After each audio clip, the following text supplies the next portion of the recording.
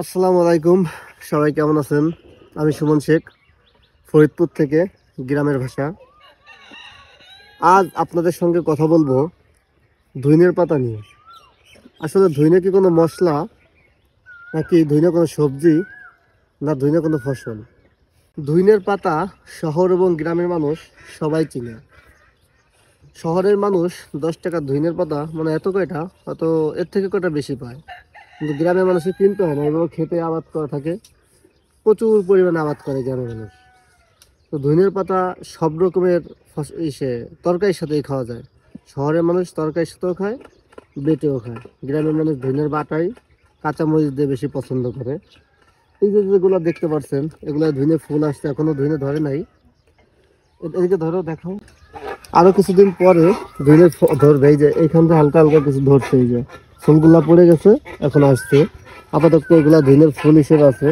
ধইনে প্রকৃতভাবে হচ্ছে একটা মশলা, যেটা রান্নার সময় তরকারিতে ব্যবহার করা হয়, এবং কাঁচা থাকলে তরকারিতেও দেওয়া যায়, আবার বাইটেও খাওয়া যায়। ধইনে বাংলাদেশে প্রকৃতভাবে চাষ করা হয় মশলা হিসেবে। এগুলা শহরে দেখা যায় না, শহরে কিছু কিছু জায়গায় আবাদ করা বা বিক্রি করার জন্য, আর গ্রামের মানুষ আবাদ করে এর ফসলটা হওয়ানোর জন্য। এই যে ধইনেগুলো দেখছেন সাদা সাদা ফুল হয়েছে, এগুলো আরও সময় লাগবে বড় হইতে।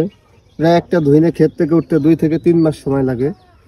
আর ধইনের বিষয়টা হচ্ছে, জমি চাষ করার সময় এটা বীজ বপন করা হয়, তারপরে কিছু সার দিয়ে সেচ দিয়ে দেওয়া হয়, তারপরে বড় হইতে থাকে আস্তে আস্তে।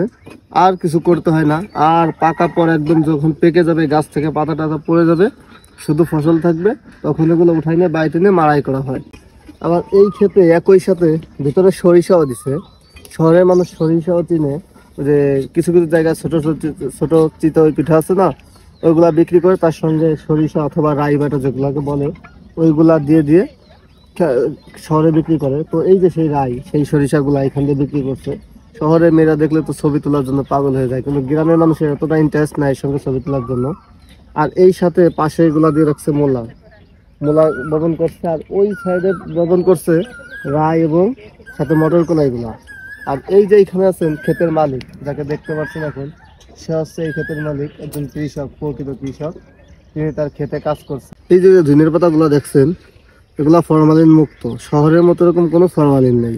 এগুলার ছিললে পাড়ায় ঘিরানি পাবে অন্যরকম, মানে শুধু ঘিরান আর ঘিরান। এই যে ধইনের পাতাগুলো দেখছেন প্রচুর, এখান থেকে নিয়ে খাইলে কেউ কিছু বলে না, বলবেও না, যত ইচ্ছা তত খাইতে পারবেন। এটা হচ্ছে গ্রামের মজা।